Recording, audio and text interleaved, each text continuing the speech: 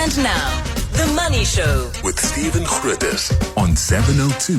Let's walk the talk. The Money Show with Stephen Grootes is brought to you by ABSA CIB, proud sponsor of the ABSA Africa Financial Markets Index 2025. Bafana 1-0 up, just scoring in their crucial World Cup qualifier against Rwanda. Good evening. Welcome to the program. 9 minutes after 6 the time. Plenty to come. Watching the Bafana game for you, of course. You might well be driving. You might well be unable to keep an eye on the score. As you know, we have to beat Rwanda. We have to hope Nigeria do the business in their match. And then we still obviously have a strong chance of going through. But watching that game very closely, 1-0 currently to Bafana, a very, very well taken goal. A big debate over the last sort of a few days, sparked, I suppose, really by Business Live, Business Day front page story around the 1.8 trillion rand cash pile that companies seem to be sitting on. Lots of conversations. I mean, I remember doing this story, looking at this.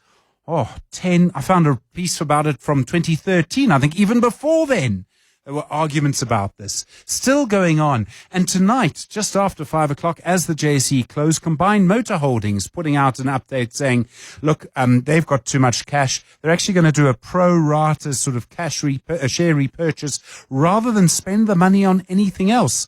They could, obviously, expand, invest in expansion, and presumably make more profits, but they don't see that happening. And that really gets you to the big question about confidence in the economy.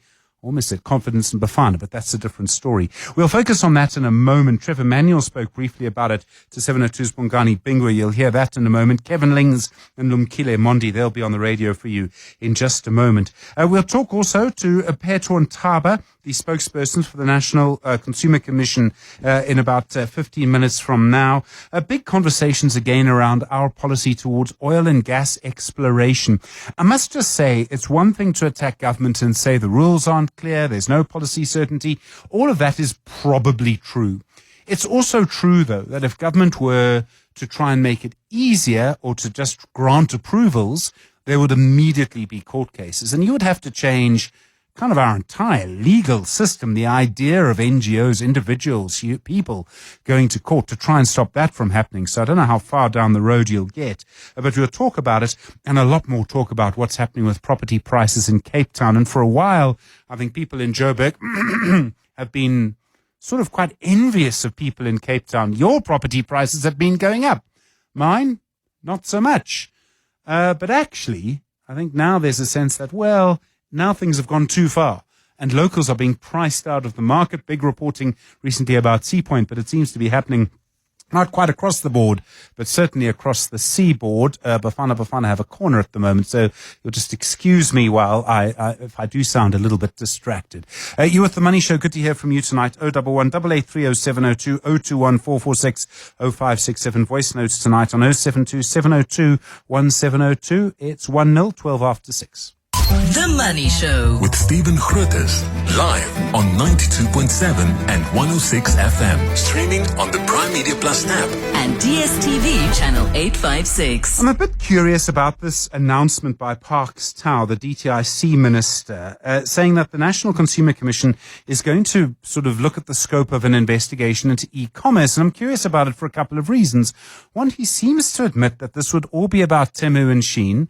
But he says the National Consumer Commission hasn't received a huge number of complaints about them. So why would you do that investigation? But also the Competition Commission did a comprehensive investigation just 2-3 years ago. I remember speaking to the Competition Commission at the time. I'm sure you remember hearing them.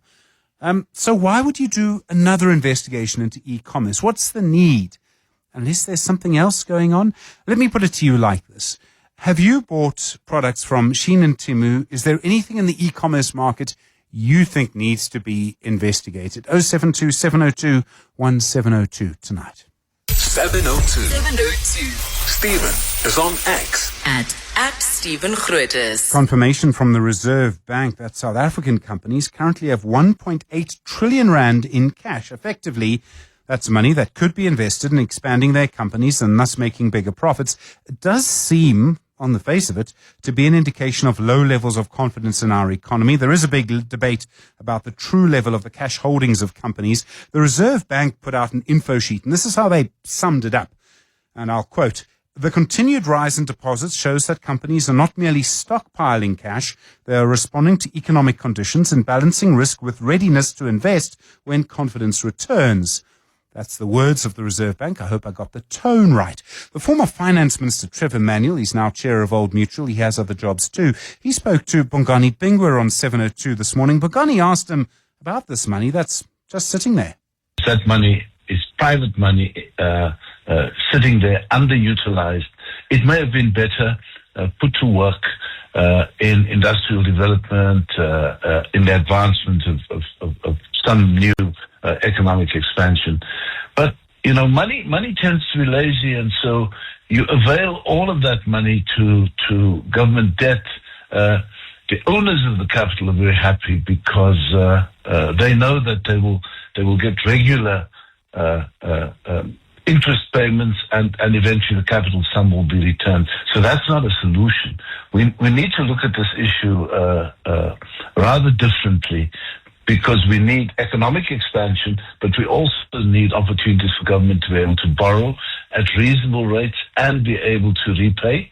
Trevor Manuel speaking to 702's Bongani Bingwa this morning. Kevin Lings is the chief economist at Stanlib Asset Management. Kevin, good evening. It's a lot of money. Is it simple? Is it as simple as saying this shows that companies don't have confidence in our economy?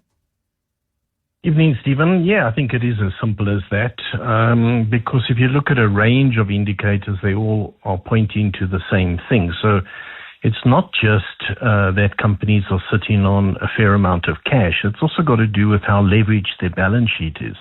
If you look at South Africa's corporate sector, their total debt is 31% of GDP. And that debt estimate includes the debt actually of Transnet, Eskom, etc. And if you take away that, it would fall well into the 20%. And if you compare that with government, which sits well over 70%, then you would say that corporates, certainly big corporates, have very little debt, or they haven't really leveraged their balance sheet.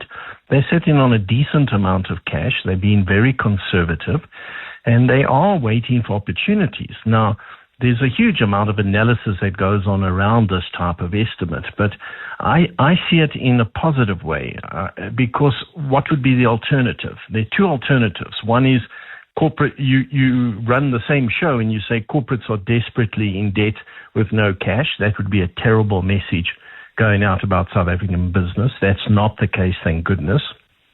Or you would be doing a story that says South African corporates are investing increasingly offshore, taking their balance sheet and disinvesting from this country. That's certainly not happening. Instead, corporates are sitting on good, solid balance sheets. They've got decent management, and they're waiting for opportunities. Right now, they just don't have the confidence to exercise opportunities, because if you look around, a lot of the infrastructure is broken, and there are other factors that are inhibiting business from willing to expand for the future. So they manage their balance sheets effectively, and they sitting and waiting for a good opportunity. They've been waiting a long time. I mean, at least 13 years. That's a lot of opportunity to sort of give up or to just not have come along. No, yeah, I would say it hasn't. So if you go back, so the confidence level will tell you that, right? So if you go back, so think about business confidence. It's measured on an index level. So anything above 50 is considered good confidence or positive. Anything below 50 is bad. We're sitting at 40 at the moment, so the confidence would be considered weak confidence, not disastrous, but weak. If you go back 20 years, our confidence level was at 80 on the same index point. And when it was up at 80, 2005, and we were building for the Soccer World Cup, there was massive investment, and corporates were leveraging their balance sheets, and they were finding opportunities. The economy was growing at over 4%. We're employing 500,000 new people a year. It was a good phase. But then the financial crisis hit, and that obviously hurt confidence around the world. And South Africa never really recovered from that, because the politics changed and the policy environment changed. And then the decay started to set in terms of infrastructure. And so, yeah, it's been a long time period where confidence has been depressed. It hasn't been above the 50 index level now for almost, at least 15 years. And so corporates just haven't been able to get inspired to go out and expand and employ and invest. Kevin Lings, thank you, Chief Economist at Stanlib Asset Management. Listening to that, Dr. Lumkile Mondi, the Senior Lecturer at the School of Economics and Business Sciences at Wits University. Lumkile, good evening. Companies are often accused of going on an investment strike when this story comes up. I mean, is that a fair criticism? Are they making a rational decision to hold on to their cash? Absolutely. I think in the domestic and international environment, we find ourselves, it is the best strategy in terms of balance sheet management, as Kevin was saying. I think more importantly, Stephen, the destruction of infrastructure in South Africa, but also the lack of a strong political center, given that, there is no definite developmental agenda, given that we've got a government of national unity. And of course, the geopolitics and geoeconomics really are forcing, I think, companies to hold on cash to protect any value they have, which is an opportunity that if things turn, they've got such firepower to buy others, but also to expand in the rest of the continent and other areas with opportunity. What would it take to unlock this money? I'm sure there's some political parties that would say, well, it'll take a change of government, but vote for us. I don't think it's about that necessarily. It would seem they need a real reassurance that it's not just the politics that's changed, or maybe something fundamentally else has changed.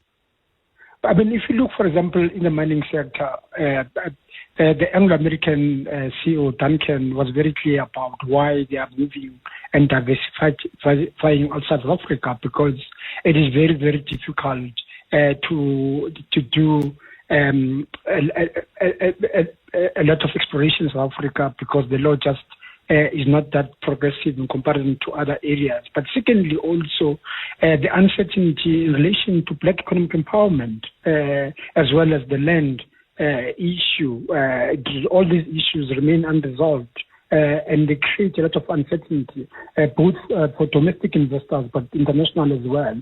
So until we resolve and create certainty domestically in an environment that international also will be improving, I think we're going to be stuck here on a low gear for quite a while. That's why we need these issues domestically to be resolved as quickly as possible, so that at least we know the only constraint are the geoeconomic and geopolitics. But if they resolve themselves, South African companies can exploit them. But, it's all about us shooting ourselves in the foot by creating this uncertainty domestically, both on the BEE as well as in the mining sector, on the exploration law, which is very difficult for companies at least to exploit in this environment. Dr. Lumkile Mondi, thank you so much. Senior Lecturer at the School of Economics and Business Sciences at Wits University, 22 after 6. 702. Stephen is on the Money Show. 6 to 8 p.m. A comment from the DTIC Minister, Parks Town, responds to a parliamentary question from the EFF that the National Consumer Mission is now going to scope the e-commerce market with a view to see if there does need to be an investigation, and particularly, it seems, into the impact of Temu and Shein in our textile sector. Temu is launching warehouses here. They'll supply customers more quickly. There are concerns that those two companies have taken a big share of our textile market. Phetho Ntaba is the spokesperson at the National Consumer Commission. Phetho, good evening. Thanks for your time. What exactly are you doing at this stage? What kind of investigation might you be looking at? Good evening, Stephen. We have actually not investigated any service provider that operates online or that's in the e-commerce space. What we are currently doing at the National Consumer Commission, following what we have observed, though we don't have formal complaints, what we decided to do was to focus on e-commerce, basically to say what is it internally that we can do. We are still scoping which direction we want to take. We've got quite a lot of these service providers online, rather. Not necessarily the two that you have mentioned. We've got quite a lot, local and abroad. So what we are doing, based on our assessment and based on what our internal processes are going to say, we will be definitely taking steps. We might issue compliance notices, we might investigate, but at the end of the day, we want to ensure that South African consumers are protected. There are also limitations here and there when you look at online shopping or store retailers that are outside the Republic of South Africa. So this document that we are working on is actually going to guide us as to when it comes to those, what do we want to see? Do we want to see reforming in as far as the law is concerned? Because at the end of the day, online or e-commerce is here to stay. We need to be ahead of things. Might be a bit late for that, but Phetho, let's just go back a step. What exactly is the point of investigating when you don't have any complaints? Stephen, we are not investigating, right? What we are doing, we are looking at e-commerce holistically. Once we have established if there are contraventions or where there are contraventions of the CPA, that's where we are going to investigate. Our law actually allows us to initiate an investigation ourselves without even getting a complaint from the consumer, or basically based on what consumers' pain points are. We know consumers can complain on social media and the likes.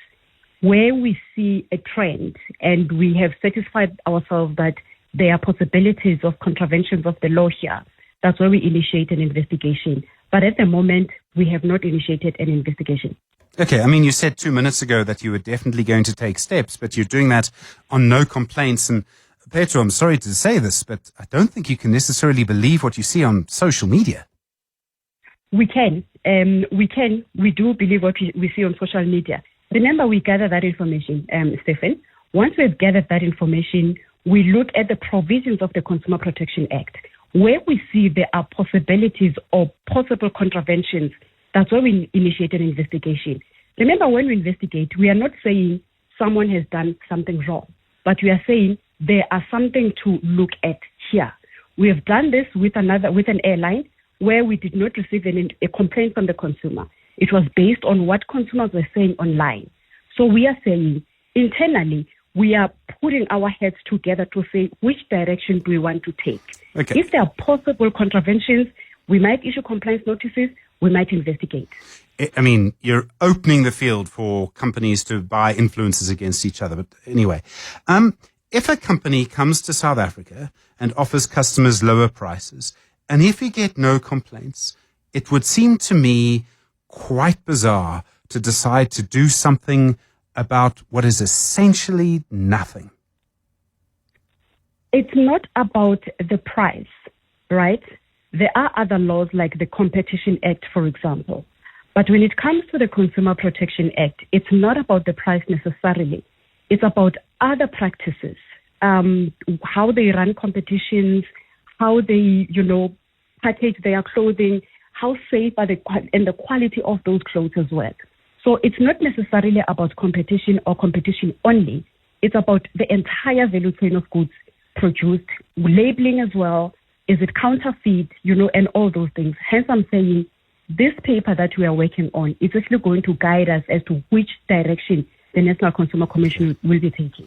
There was an investigation into the e-commerce sector by the Competition Commission. It was called the Online Intermediation Platforms Market Inquiry. It was held through most of 2022. I think it might have reported as late as 2023. I mean, aren't you going over the same ground as another investigation that just finished 2 years ago? That was done by the Competition Commission using the Competition Act. If we are going to investigate, we will be using the Consumer Protection Act as the National Consumer Commission. Okay, but I keep coming back to this, Phetho. I completely understand why the commission exists. I completely support what you do. I just don't get why you would investigate when there are no complaints. I mean, that just let me put it to you like this: is the commission just trying to make work for itself? No. There are two types of complaints, Stephen. There are formal complaints lodged with the NCC using formal procedures. There are complaints based on what consumers are saying online, right? Social media or any other platform. We do follow those. It's within the law to follow those pain points, and where we see possible contraventions, that's where we initiate an investigation as the National Consumer Commission. Whereas if we've received a complaint from a consumer, we look at those. If there are possible contraventions, of course, we do investigate as well. So in this case, we are observing what the market is saying, what consumers are saying, looking at the CPA, the various provisions of the consumer protection. That's why we are saying where there are possible contraventions, we initiate an investigation, not saying that particular supplier has done something wrong. We say it's a possible contravention. Okay. And of course, the investigation will then tell us or give us as to whether there are indeed contraventions there or not. Phetho Ntaba, thank you. The spokesperson for the National Consumer Commission, 29 after 6, Bafana 2, Rwanda 0. The Money Show. The markets. Beat that, Kwena Maleko, the equity research sales at Absa CIB. Kwena, obviously, good evening. Obviously, the US and China really having a big effect on our currency, but also on international markets. Yeah, exactly, Stephen. It feels a bit like deja vu from the beginning of the year, right? So Trump comes out and gives us a big number on tariffs, 100% by November 1st. And then China retaliates, right? They have imposed sanctions on about 5 shipping companies, saying that, their US units have at least engaged in activities that threaten their security and development. So no surprises that the sort of risk assets have sold off, stocks, Bitcoin, all of that stuff. But within the equity market as well, I think you're seeing, especially in the S&P, sort of a rotation to more defensive names. So out of the very popular, let's call it AI tech growth names, into sort of safer stocks where, you feel that there's maybe a little bit less hurt that you can get from these tariffs. I think you're continuing to see it now because US Q3 earnings season has kicked off. The big banks came through and the numbers were actually better than what analysts thought they would be, but the share prices just did not react. So that kind of shows you how much risk off there is in the system at the moment. And it will probably stay this way until November. Is risk off also why the rand is suddenly so much weaker? I mean, it was doing very nicely towards the end of last week. Exactly, right? We were sort of 17.10 and better. But I think you're right. All of that stuff sort of culminates and people start going back towards the safe haven. You see gold is now 4,100 an ounce. So I expect that to continue. But I think for ZAR, more importantly, is that we're heading into the mini budget. And what we've seen over the years is that the tax receipts are actually a lot better. So if we find that the spending hasn't been as aggressive and you have better fiscal deficits, then we're back in sort of that positive feedback loop of, a lower fiscal premium. Therefore, the bonds look better. Therefore, rand gets better. And we kind of reap those benefits, hopefully. And very quickly, we've got a Sanlam Capital Markets Day on Thursday. Yes, exactly.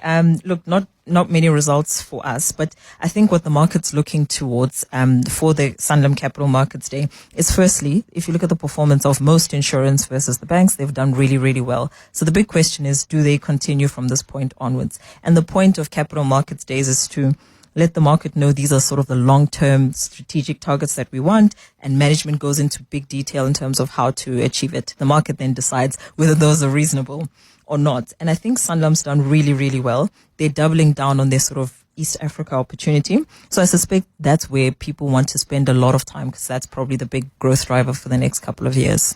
Kwena, thanks very much. Kwena Maloko, Equity Research Sales at Absa CIB. WhatsApp Stephen On 072 702 1702. Anthony, thank you. Obviously watching those two matches, both on in front of me, Bafana, and of course never really been so strongly in Nigeria's corner, I must just tell you. 17 minutes to 7 the time. Voice notes coming through tonight. We've been talking about the Competition Commission. Voice notes, as you know, on 072 702 1702.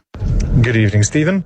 So listening to your chat with consumer protection investigations, honestly, I think this is just to show them that they need to be relevant. Find fault where there are none. We need more competition in South Africa in order to get the best pricing. That's what we all know. So this is, again, just to show that they've got the power and to be relevant. All right, thank you for that. I'm going to make two other secondary points. The first comes from Yap. Yap has messaged us on the WhatsApp line saying, Stephen, isn't there a link between your two first stories? Companies are not investing because they're unable to compete with cheap Chinese imports that are killing the local economy. Time for government to start protecting the local economy, ? Says Yap. And I would add to what you say, Yap, I'm not a big fan of protectionism, by the way. Obviously, one's views on protectionism do change over time and from case to case, but I'm not a big fan, generally speaking. It would make clothes more expensive, for example, and many people battle to find the money to put clothes on their children. Would help if they grew more slowly. At the same time, I'm reminded of what Dr. Martin Davis, the China expert, told us on the Money Show last night. He said, you have to understand what's happening in China, which is that they have so much surplus capacity, they have to produce the stuff and sell it somewhere. And that's what's happening. And he said that's essentially what the trade war between the US and China is. The rest of the world has sort of almost given up. And that, to an extent, is what's happening here too. And that's where Shen and Temu come in. That excess capacity is essentially being exported to us in the form of clothes or furniture or whatever it is. And that is something that we do need to look at. It does mean then, if that is the case, and you'll know Martin Davis, he's really been around the block many, many times, knows his stuff. You would think then that there's almost no answer to that until someone comes up with a model that undercuts China.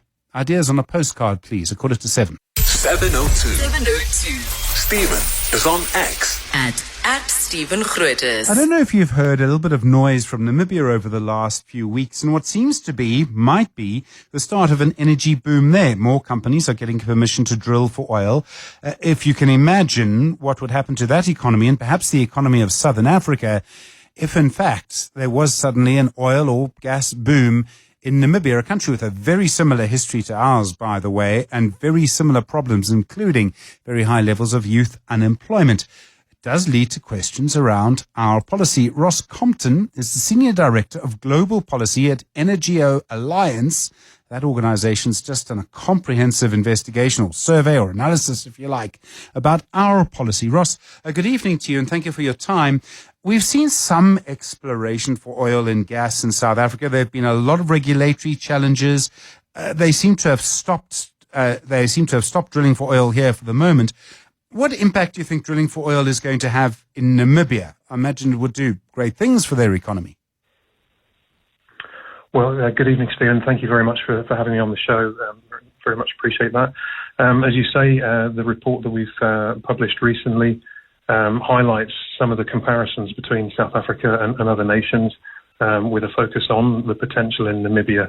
And as you say, there's a lot of excitement there around the oil and gas exploration sector. They're in the relatively early stages at the moment, but they've had some significant discoveries in recent years and are on the cusp, if you will, of moving on to the production phases.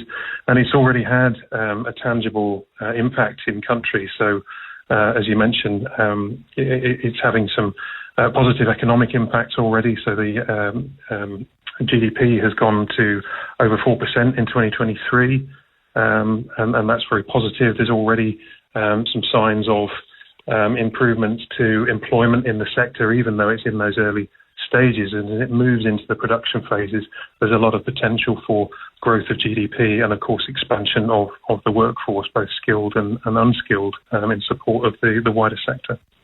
Is it possible to quantify what the impact on our economy would do if regulation was kept at a sort of absolute minimum? I mean, if someone literally blew the whistle and said to the oil companies, go for it, is it possible at all to quantify what it would do for us? Well, we've got some, very early estimates. It is difficult to say based on where we are at the moment. Obviously, in South Africa, we're slightly earlier stages, but from the Utes Basin, which is probably the furthest along, so Block 11B, 12B, where there's a significant discovery there, our estimates show, the potential contribution to GDP would be around 23 billion rand annually. And in terms of employment, anywhere from approximately 2,500 directly created jobs and trickle-down effect of approximately 20,000 jobs more widely in support services and so on. And if you look at the sector more broadly, beyond that one example, there's obviously a lot more potential there, particularly in terms of employment, with estimates of anywhere between sort of 20 and 50,000, again, split between skilled within the sector and unskilled, very much supporting the various different parts of the supply chain for oil and gas development. So a lot of potential there, I would say. And at the moment, it's losing out to the nearest neighbour, Namibia, being that little bit further along and a bit more stable in their policy framework. There are limits to what our government can control. So perhaps our government could make the process easier if it wanted to. This is all very contested, Ross. I mean, there's a strong arguments from the other side, and we've heard those on the Money Show in the past.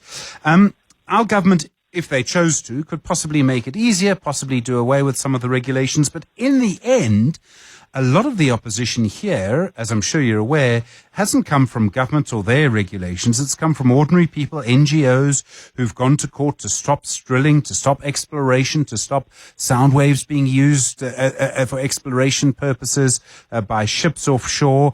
That's not something government can really do anything about.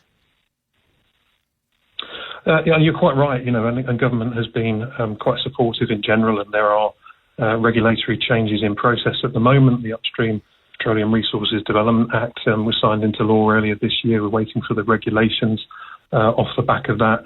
All of those help as they are developed over time to provide a bit more certainty to industry that has perhaps been lacking in the past. But you're quite right to bring up some of the concerns raised by civil society, be those related to the operations themselves or climate concerns more generally. I think a lot of it is based on, in some cases, outdated understanding of the state of science, and we've done a lot to work with stakeholders to promote an understanding of the best available science that's available in relation to things like seismic surveys, those very early stages of exploration, and how they can be very compatible with thriving marine ecosystems. We're used to conducting these within important areas in the North Sea and the Norwegian Sea and so on, where these are daily occurrences. And, the fishing sector is still very active, and the marine ecosystem is very active because there are careful controls in place that companies have to follow. With regard to the climate concerns you raise, I think what I would say to that is, South Africa, as an example, has a very coal-dependent energy system, as you're well aware, providing something like 80% of current electricity. And so there's a significant potential for natural gas in particular actually to provide not just an energy security benefit, but also a climate benefit, because it has approximately half the carbon intensity of coal, for example. So, understand those concerns, but actually there's a very positive side to this as well. And what I would say is it's also important that there is a diverse energy mix. It's not about playing off one form of energy against another. There are significant energy needs in South Africa, as with many other countries. So it's more about energy additions than it is division between different types, I would say, because we need all of the above, from oil and gas through to growth in the renewable sector as well. Ross Compton, thank you, is the Senior Director of Global Policy at the Energeo Alliance. And obviously you've heard the other side of this argument many times. There's an example, a good example perhaps, of trade-offs when it comes to economic policy around exploration, and just also kind of the situation that we're in right now. 6 minutes to 7. The Money Show with Stephen Grootes is brought to you by Absa CIB, proud sponsor of the Absa Africa Financial Markets Index 2025. Half time in those two crucial World Cup qualifier games. Bafana 2-0 up against Rwanda. Nigeria up 2-0 against Benin as well. 45 minutes to play for. 5 minutes to 7. Well, new figures seem to confirm something that I suppose many people wanting to move to Cape Town have found out for themselves. Cape Town property prices have absolutely skyrocketed to the point now where I think the conversation is becoming about whether some suburbs like Sea Point have just become too expensive for local people to live in. In fact, one company suggests that people from outside the country have spent over 1 billion rand in Cape Town just this year. Grant Smee is the CEO of the Only Realty Property Group. Grant, good evening. We've seen obviously a lot of money going into Cape Town property over the last few years. Things seem to have picked up speed recently. Evening. Definitely. I mean, I think it's well known that Cape Town property and Western Cape property has really been the dominant force in the property sector in South Africa for a long period, and it's continued that trend, and more recently has certainly been more aggressive. I mean, we've known for years, maybe even generations, that Clifton is the preserve of people who buy property in other currencies. Has something shifted? I mean, is that kind of dynamic now moving out to other parts of Cape Town?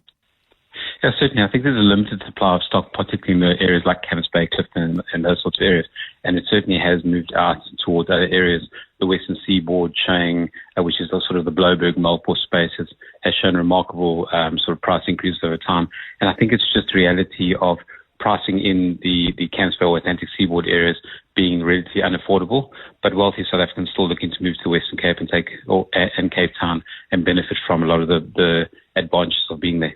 How big a factor is the Airbnb business? So it's people who buy a property and they expressly want to rent it out for a short-term lease. They want to rent it out for people who are there on holiday. Yeah, so it certainly had a big impact in property prices in the Cape Town CBD, Atlantic Seaboard, Sea Point, 3 Point areas. It has certainly had an impact there and sort of explains a little bit of the acceleration of prices in those areas. It's also then had an impact sort of in other areas, Stellenbosch, Somerset West, as well as the Western Seaboard as well, where it certainly increased prices. But I think the biggest impact it's had is actually the increase of long-term rental prices, as there's been more and more units moving into short-term. Long-term price availability or long-term rental unit availability has become limited, and therefore prices have gone up. We've seen, Cape Town's had a low-income housing shortage for many years. We saw this during the pandemic. It intensified. That's one of the reasons there's so many informal settlements. There's so much pressure in places like Khayelitsha too. This becomes, at some point, almost impossible for local government to manage, certainly much harder than perhaps it's ever been before, this one particular dynamic. Yeah, I think, affordable housing has been an issue, particularly where the land is so valuable. I know the West Cape government and the City of Cape Town have certainly focused on that in terms of developments coming into the area and working with developers closely in the private sector to increase affordable housing to sort of offset the impact of these increasing property prices and value of land. So when property prices go up like this, and I know that Cape Town's changed its system, so the value of the land that you're on is now a factor in how much you actually pay. But I would like to think that all of these people who are paying all of this money for these most incredible properties are actually paying more to the council. That, in fact, the council will benefit, and therefore, I'd like to hope, but this is probably not the case, that people in Khayelitsha benefit too in some way. Yes, definitely your price of your property and the value of your property in its entirety does impact your municipal valuation, which then does impact your rates. So they are paying higher rates. And the city has imposed recently cleaning tariffs and other tariffs that sort of impact the more expensive properties to then benefit the city overall. So I think there is certainly a move by the mayor and the council here to make sure that everybody's paying their part, but everybody benefits from the payments of the many. Grant Smith, thanks very much indeed, CEO of the Only Realty Property Group on The Money Show. Plenty to come in the next little while. Obviously, watching Bafana is half time. We will talk a little bit more about ESG. We'll hear from Rotendo Windingwi, and also looking forward to Warren Ingram. He'll be in our studio tonight talking about life assurance. Good evening, you're with The Money Show. It's 7 o'clock. And now, The Money Show with Stephen Grootes on 702. Let's walk the talk. The Money Show with Stephen Grootes is brought to you by ABSA CIB, proud sponsor of the ABSA Africa Financial Markets Index 2025. Why am I getting my nerves muddled? Because obviously keeping an eye on Bafana. 2-0 up against Rwanda right now. Nigeria 2-0 up against Benin. Fingers crossed, hold breath, which would make for great radio. You do all of those things, and Bafana should be through to the World Cup for the first time in, I can't even remember. Too scared to actually count the years as to when it was the last time this happened. So watching both of those games very, very closely. Voice notes, if you like, on those games too, please, on 072-702-1702. We'll be talking about ESG in just a moment. Obviously, talking about environment, social and governance reporting. A lot of talk about it. It's going to become mandatory, it would seem, and the impact that's going to have in companies. Dr. Rotendo Windingwi, he's here already, the founding director of Tribe Africa Advisory, looking at what's happening on our continent. And Warren Ingram will be in our studio from 7:30. We'll talk about life assurance tonight. 9 minutes after 7. Good evening. WhatsApp Stephen On 072 702 1702. We should be watching the markets. Some of us are watching the football. Stephen John here from Randburg. I heard you announce the football scores earlier. I have coined a phrase called Bafana maths, where Bafana always have to rely on other teams' results in order to qualify for a competition or qualify to go through. Have a good evening. I can't. You are so absolutely right. You're always waiting for someone else. Always the case. Bafana Maths. Oh, I'm going to use that. Thanks very much. All right. Do appreciate that. Okay. Keep them coming. 011-883 0702 021 446 0567. You might well have a view as well about the National Consumer Commission and Temu and that investigation, which I'm still scratching my head a little bit about it because there have been no complaints. I just don't get what the point of investigating something if there's been no complaints. If there was an issue, I think we would know by now. And to say that you can believe, and it really still sticks with me, that you can trust social media, that's not how I live my life. 11 after 7. Good evening. 702. Stephen is on the Money Show. 6 to 8 p.m. Well, you may know that change is coming for companies around environment, social and governance reporting, and that listed and private companies may soon find they have to make mandatory disclosures on what they're doing to ensure they're not harming the environment or society. Advocate Annemarie van der Merwe is the executive chair of the Fluid Rock Governance Group, also a member of the King Committee on Corporate Governance. Annemarie, good evening, and thank you for your time. There's a lot of social pressure around ESG. Do you believe making reporting on this mandatory, is that going to make a big difference to what companies are actually doing? Evening, Stephen, and evening to your listeners. A big privilege to be on your show tonight, and a very good question that you start off with. And you're quite right, I think, to be cynical. I think most of us are. You know, ultimately, I want to start by saying that the whole idea of ESG reporting or sustainability reporting is not really new. I mean, the JSE, other stock exchanges across the world have been driving this for a number of years. I think that's the first point to make. And then I think also, before I answer your question, I want to say that I also think it depends on the mindset of people, and it will depend on the mindset.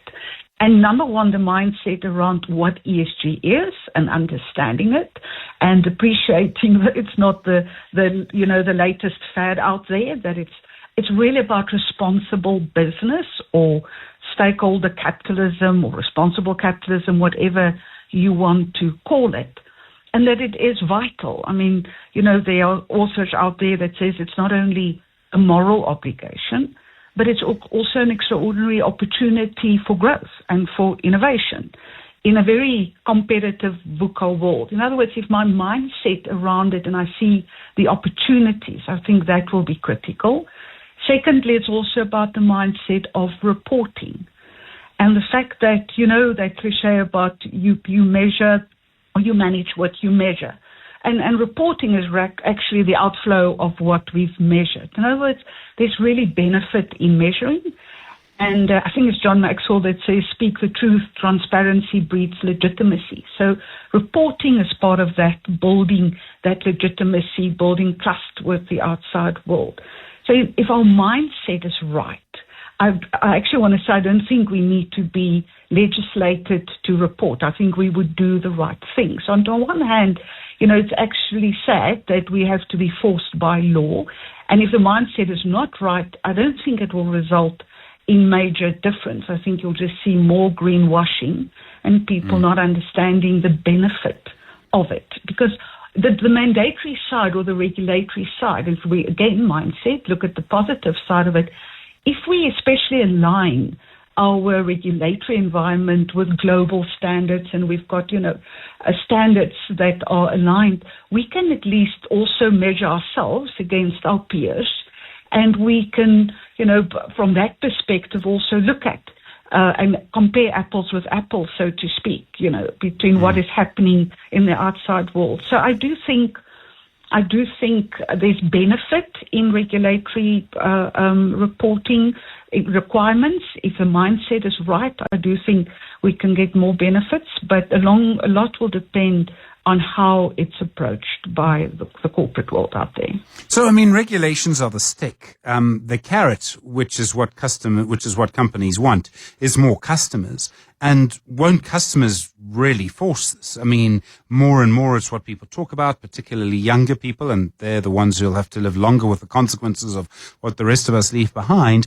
And isn't that really, I mean, I hate to use a sort of genderized phrase, but the customer is king. I mean, the customer will determine, and that surely is what's going to push this, and already is.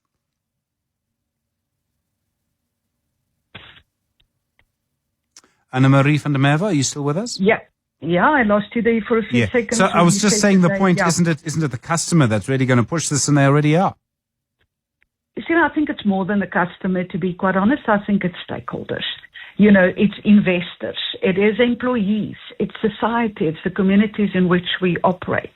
I think more and more there's this push of our stakeholders that want to really see authentic efforts from business to create positive change. You know, and I think that drive will definitely push or should push organizations as well. Because, you know, if you could go back many decades ago, you know, there was the approach of people like Milton Friedman, I think in the 1970s, that says the business of business is business. But then today, you look at all people like Paul Pullman, who was the ex-CEO of Unilever, who actually says, you know, you've got to understand it's not possible to have a strong, functioning business in a world of increasing inequality and poverty. So it actually kind of makes business sense to look at this. But coupled with that is the stakeholder agenda, the stakeholder drive for us to do the right thing. So I think you're 100% right, but it's not only the customer. I think it's investors. Larry Fink, who's the CEO of, you know, probably the largest institutional investor, he talks about stakeholder capitalism and how, you know, it's capitalism but driven by mutually beneficial relationships. And that is what organizations should be focusing on.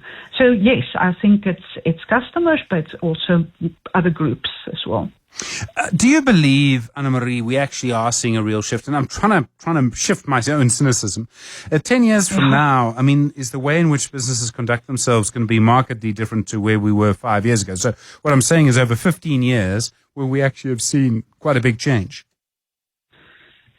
You know, your guess is as good as mine, I suppose. You know, at Third Rock, we kind of live the governance, we live the stuff, we basically live in boardrooms. And we see a lot of window dressing. And I think that's why I share maybe some of your cynicism. But we also say at Third Rock, you know, that our vision is to live in a society that's fueled by well-governed and responsible corporate citizens. Now, if I take a pessimistic view on that, I may as well go and find a different business to be in. I have to believe that if we continue talking about this, if we continue to kind of try and explain the motivation, the business case for this, that somewhere, even if I just plant the seeds and my grandchildren will one day hopefully reap the benefits of it, we shouldn't stop talking and pushing this agenda. Anna-Marie, thank you so much. Advocate Anna-Marie van der Merwe is Executive Chair of the Fluid Rock Governance Group, a member also of the King Committee on Corporate Governance, 18 minutes after 7. The Money Show, Africa Business Focus. We're supposed to talk about business, but Rotendo, if I may, Nigeria 3, Benin 0, Bafana 2, Rwanda 0, things stand. We're sort of 61, 62 minutes into those games. Rotendo, you can breathe a little bit. You're allowed, because I'm battling to breathe, I have to tell you. And, you know, that's the best Africa report. I mean, as of yesterday, Stephen, Egypt was on, I think was the other country that had gone through, but Cabo Verde went on through a few hours earlier. And they've only got 500,000. I've been to Cape Verde. I bet you've never been there. You always remind me. And so at the moment, you know, the African countries that have made it, since we're on soccer, is Egypt, Cape Verde, Ghana, Morocco, Tunisia. Those are the sort of 6 countries that have made it. Obviously, we're hoping for South Africa to make it. So nobody from Southern Africa has made it. Nobody from East Africa has made it. So DRC still got a chance. And, you know, this is the first time the World Cup has 48 teams. Usually they have 32 teams. So the bar can't be any lower, Stephen. The bar can't be any lower. Next, you have to get a visa to get to the US. So we're praying and hoping for the best. But let's just one thing is getting there and winning through the groups, but let's watch and see, Stephen, and we cross our fingers. Okay, to business. We've been talking about local ownership, all sorts of arguments. Botswana has a new rule to promote local ownership of mines. Yeah, so the reality that's happened in Botswana, I mean, with the lab diamonds, Stephen, we've highlighted the impact that's had on the economy, and from the 1st of October, they've just passed a law with regards to saying that 25% ownership should be given to companies that have got foreign investments in the country. So they have to, it used to be 15%, they've pushed it up to 25%. First preference been given to government. So we're going to see how that's going to have an effect in terms of investment and optimism with regards to investing in Botswana. I understand from the leadership perspective that you have to pivot and say, what can you do to stimulate industrialization and growth? We know Botswana with the past leadership, Stephen, remember that old De Beers debacle and how they wanted to deal with that. And economically it made sense, but politically they also didn't navigate it quite well. If you look at the GDP growth in 2023, Botswana's GDP dropped by 0.3%. In 2025 is expected to drop by another 0.4%. So the new leadership that has come on through a proper and democratic process, which was necessary, is having some challenges. And I guess that's what defines leadership in terms of in tough times, how do you stand? So let's see how these economic reforms stand out, and hopefully they make the right impact both for the country and its people. And then in Senegal, they've got a company called, it's a plan called New Deal Technologique Horizon. Technologique in my West French. But the young President Faye, came on, I think it's been just over a year now, Stephen, and he's been very focused with regards to investment in digital transformation. I mean, there are 4 key pillars that he's focused on, Stephen: digital sovereignty, digitalization of the public services, looking at the digital economy with the focus of startups and innovative hubs, and also wanting to be a center for digital exports and solutions to the rest of Africa. Just some key stats, Stephen, with regards to what he wants to achieve by 2034. He's looking at creating 500 startups, and bearing in mind Senegal is probably the number is in the top 10 in terms of fintech destination for investment. He wants to create 150,000 jobs and 200,000 indirect jobs. And last year alone, they received probably about $36 million by venture capitalists in the tech startup space. So all in all, Stephen, Senegal is quite focused with regards to wanting to invest and grow with regards to leverage of digital technology. And the Senegalese president is quite focused on that. So they've called it, I won't butcher the name anymore, but basically it's a technology framework with a focus on 2034, and it's got specific goals and achievements that they want to make. So it'll be interesting to see how that rolls out and how it pans out with Senegal, because Senegal is quite a solid country in itself. In Uganda, so many people are actually borrowing money to pay school fees. I mean, that's quite frightening. There's a sort of way around it. So just to give a broader context in terms of school fees and the educational state in Africa, and then I'll zone into Uganda. At the moment, if you look at the United Nations and the trends and the reports that they highlight, the challenge you've got in Africa at the moment is that probably by 2030, we need about 15 million teachers to address a deficit of skill in Africa, in the primary and secondary education levels. So why is this relevant to Uganda? The only way you can resolve that deficit of teachers to accommodate the skills you need in terms of equipping children in the primary and secondary schools is your leveraging of digital technology. So Uganda alone, just looking at Uganda as a country, 40% of Uganda's population, in terms of parents, fell short of having money to educate their kids. So you've got this company called Raha Financial. It's a fintech company, Stephen. And what they've done is that since 2023, they've disbursed about $1 million to help families with regards to giving them money so that they can educate their kids.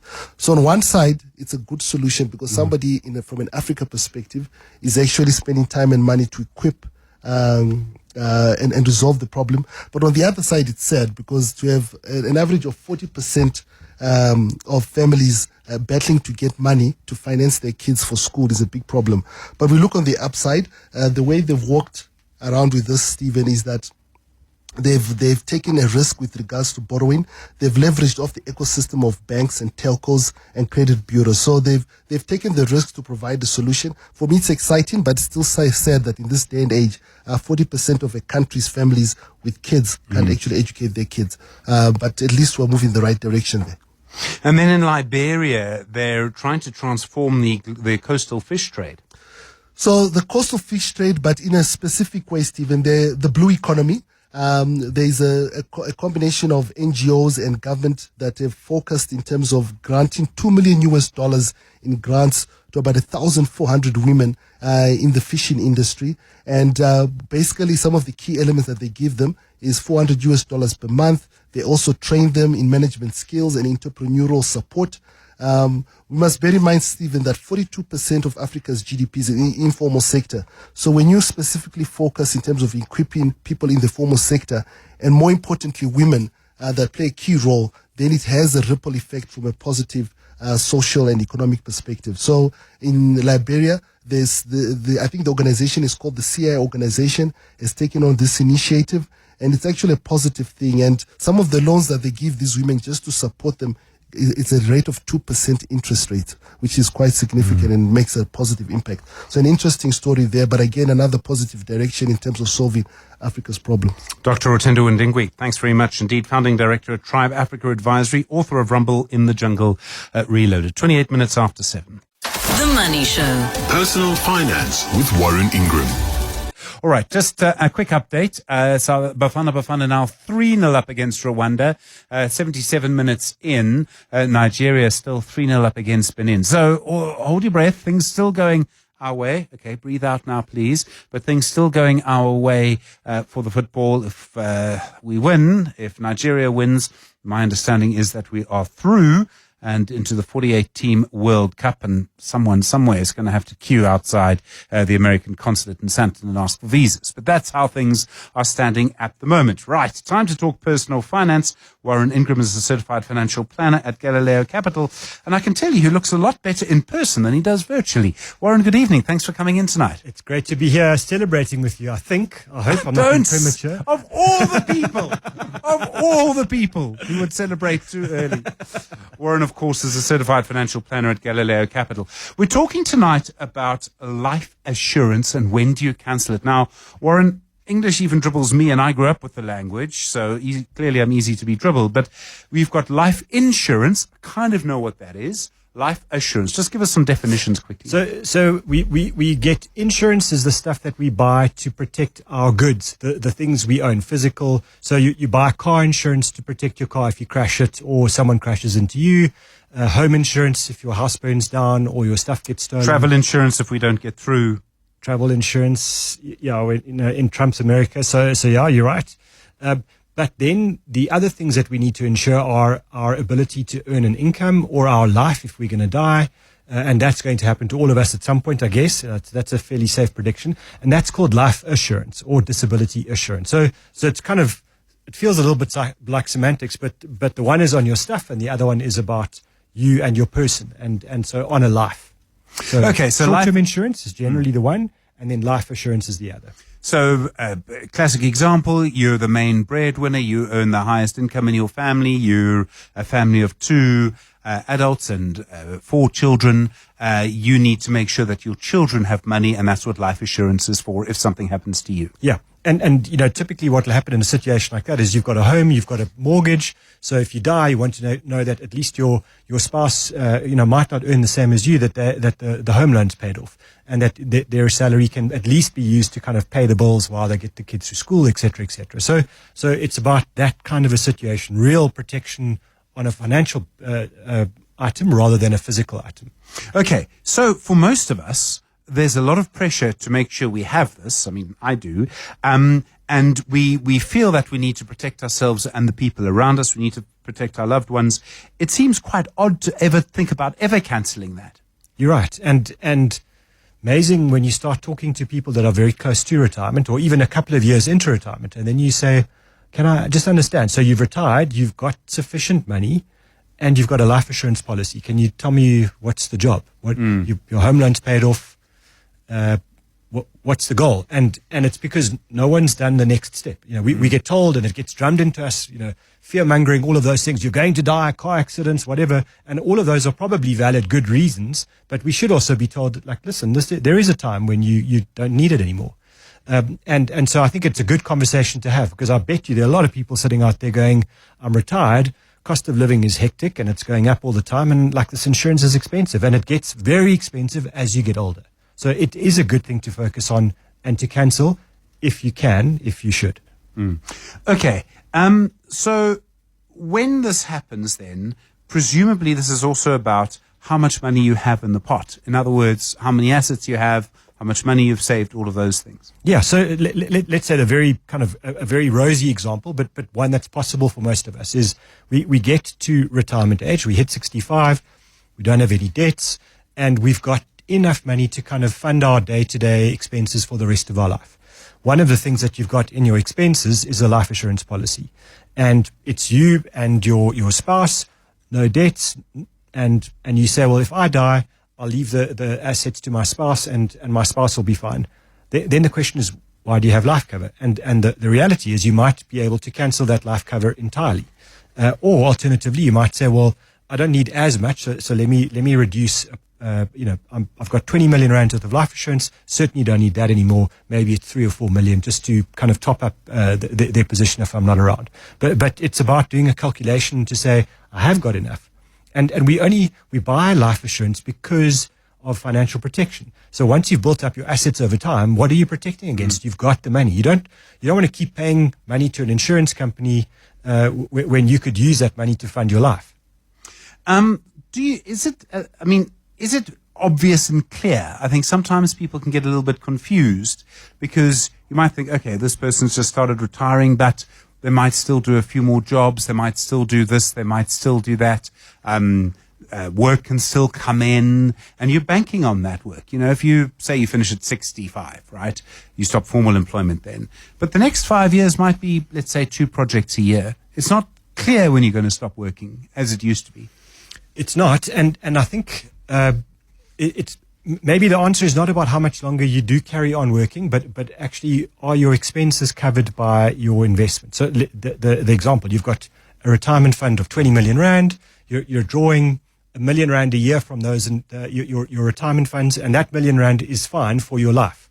Why do you need life cover? The fact that you're going to carry on working and earning and doing gigs and projects and all of those things, that's kind of cream on the top. It makes your position better, but it's only necessary to insure your life if you're in a position where I've retired with 20 million, but I'm spending 10 every year, and I really don't have enough money. So I need to make up a gap between what I need and what I currently have. And I think it's that. So the answer is you've got to do a calculation to say, is the capital that I have sufficient? If it's not, insurance should cover that gap. If I have got sufficient money, then actually I should really look at either reducing or cancelling. And it is a bit of a brave step. I would never, and I just want to be clear on that because you were saying about the distinction. I would never tell someone to cancel their car insurance. Yeah. Because even if you drive, a 20-year-old Skadonk and actually you've got enough cash to replace it, what happens if you drive out of the parking lot here and you drive into an Aston Martin that costs 4 million rand and you're responsible? Then I'm going to laugh. Well, you're reliable, right? That's so you want the insurance there. And so there, please, this conversation is about the life stuff, not the physical stuff, because you want to insure your house and your car and those kinds of things. Okay. So I might think, well, I have this amount of money in these policies for retirement for my loved ones, for my partner, my spouse, whatever, if I die. But there are other things that I'm not always aware of. So there would be estate duty or capital gains. And I wouldn't necessarily have thought about all of that. Yeah. So how would I go about knowing for sure? And I think it's one of those times where you should be very open to advice, open to getting someone in. So typically one of the things you can do is you can pay a tax person, and you're not paying them to now do a new tax return, but you can say to them, do a calculation for me. Here's my assets. This is my position as it is today. Do a calculation to see what happens if I die tomorrow. what are the taxes that my spouse is going to have to, or my estate's going to have to pay? Effectively, it's your spouse.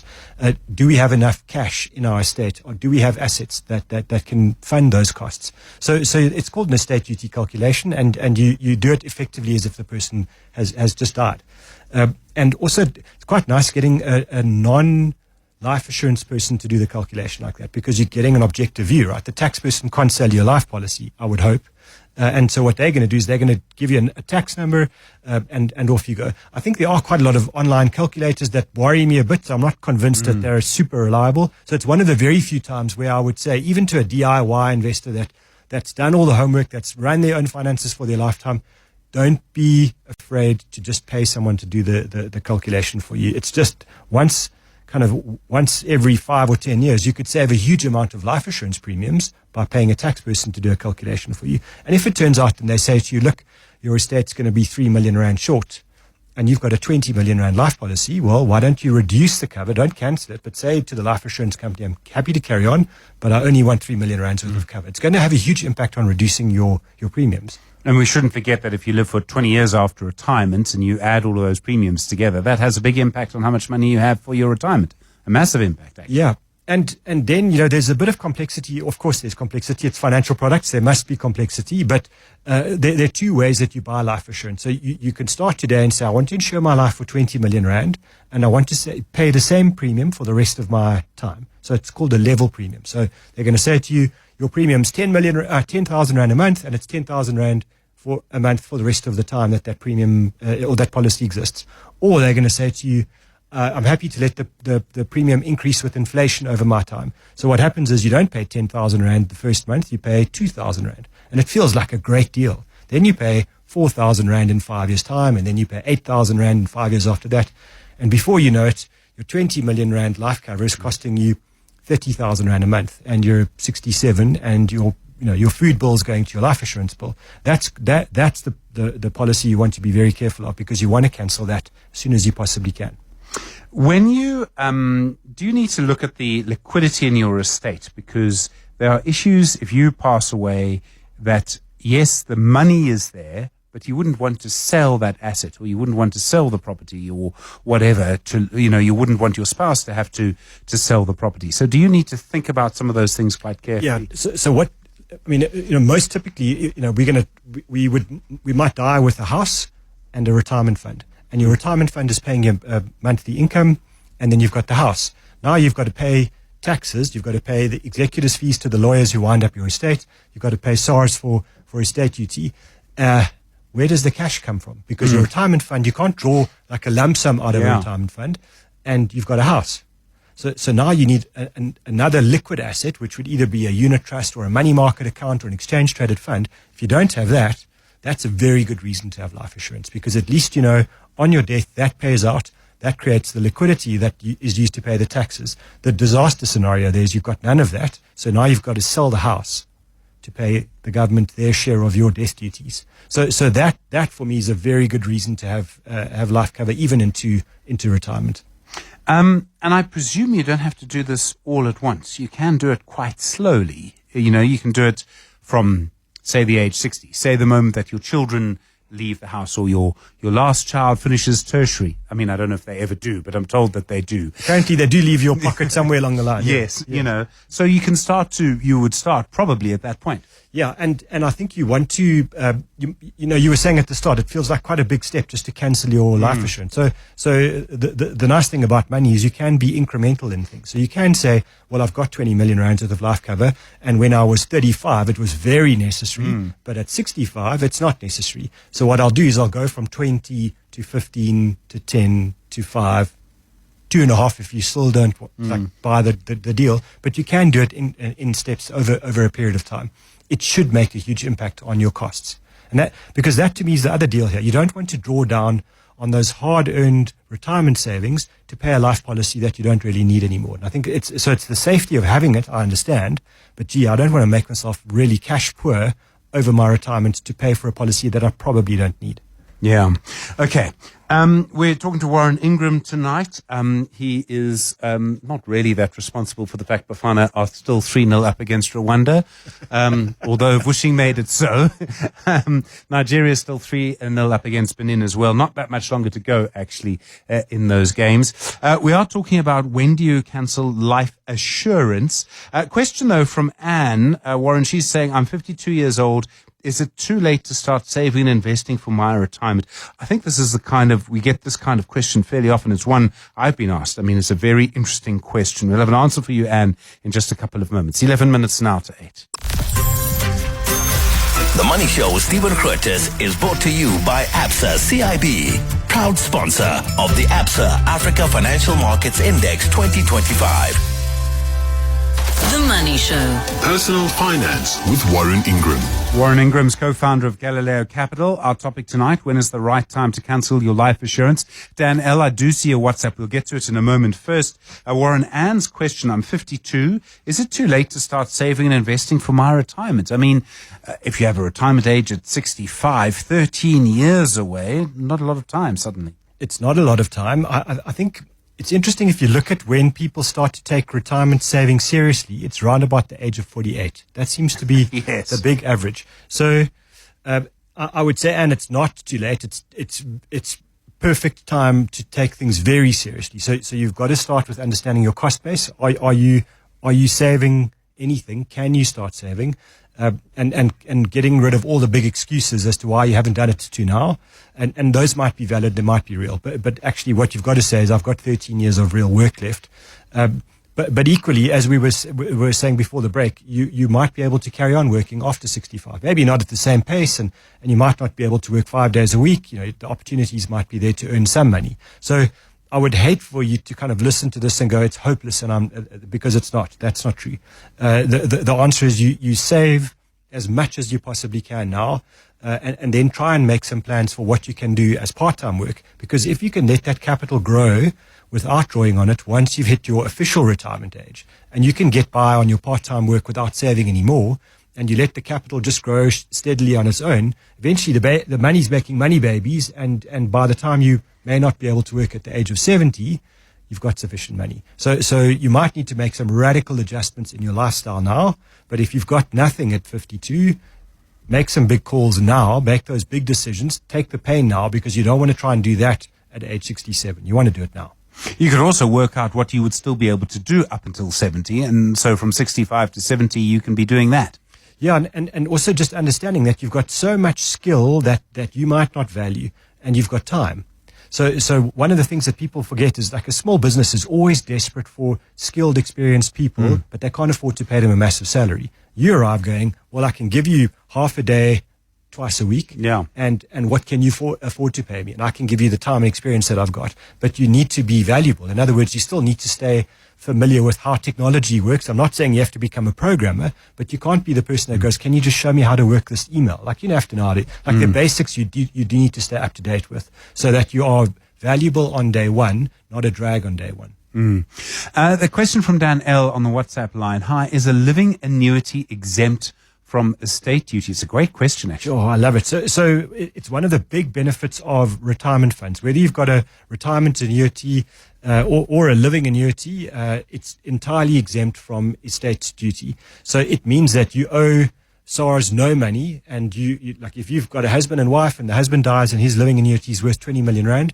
the entire 20 million goes to his wife, and it's exempt from his estate. If she dies and nominates their children, exempt from estate duty again. Also, the lawyers don't make any money because you don't charge executors' fees on that. So it's a very efficient wealth transfer vehicle, and SARS likes us. They're okay with us. This is not a loophole. They actually incentivize us to put money into retirement funds.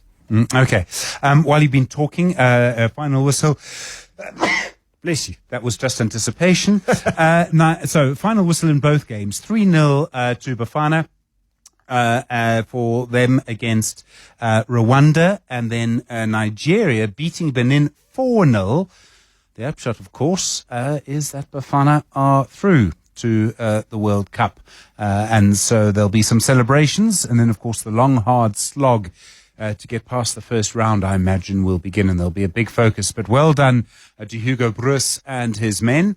after what's really been a very difficult campaign with all sorts of typical kind of, SAFA inspired controversy. All right, Warren, we were talking a little bit about reducing life assurance sort of gradually. So you do need to make sure you have something for a little bit longer than you might think. You do need some sort of insurance for a while, but you need to start thinking about it quite cleverly. You do, and equally that you can find ways to mitigate the cost. What really bothers me with this stuff is it's so expensive as we get older. Yeah. And so let's just use the example of the 20 million. You might say, I actually only need 5, and I don't want to cancel this policy. But you've got adult children who are working. There's a deal to be done to say to your kids, why don't you pick up 2/3 of this cost? I'll pick up 1/3, and my estate will then be looked after. But on my death, you guys will inherit quite a lot of cash extra that I don't need. Are you guys just be very careful that your kids still love you and they don't want to take you out. But there is a way of working a plan around that. If that's not possible, your children don't have enough money, then step down is important. I think there are a lot of people that will get to, let's say, age 62, they're sufficiently funded for retirement, but they carry on paying the premium because they haven't thought about this. That actually, it's not, you've done the job. You don't have to keep overfunding yourself. You don't have to keep overinsuring.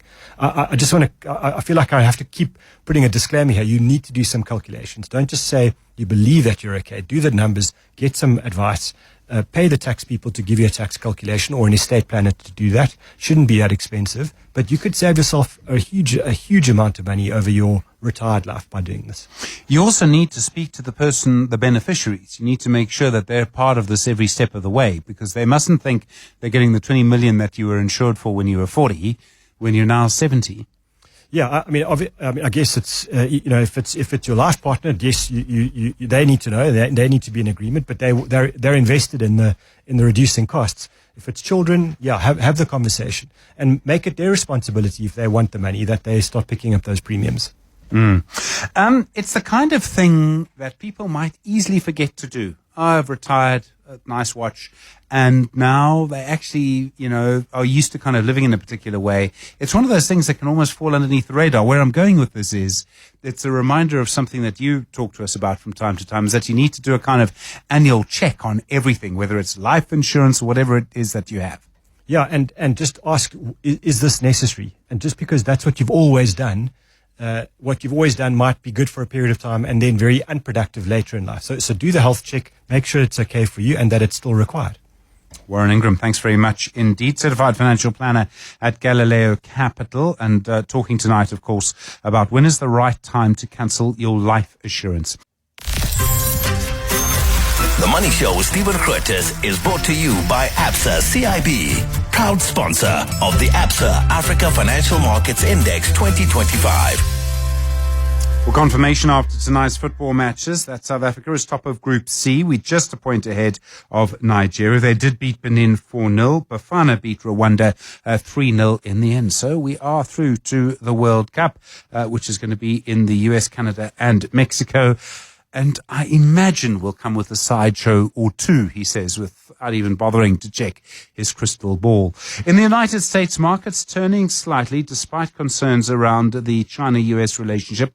The Dow Jones up 0.77%, the Nasdaq down 0.15%, the S&P 500 up 0.27% so far tonight. Watching that closely, of course, watching the relationship between the US and China very closely as well. A lot to come with Aubrey Masango tonight. He is looking at labor law as one of the things. You might want to make sure that you do stay with them through until midnight. Thanks for being with us tonight. Back tomorrow. Good evening. It's 8 o'clock.